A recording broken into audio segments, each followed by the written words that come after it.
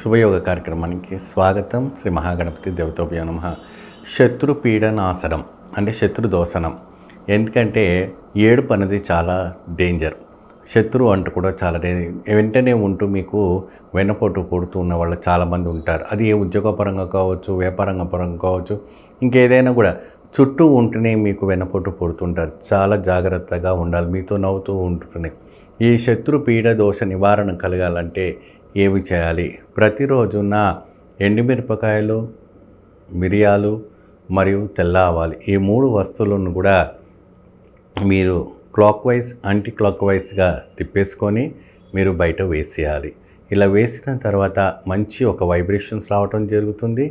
మంచి ఒక ఆరోగ్యవంతం కావటం జరుగుతుంది. తరచుగా ఇలా చేసి చూడండి. శత్రు పీడ దోష నివారణ పోయి సుఖశాంతిగా మీరు ఉంటారు. నమస్తే.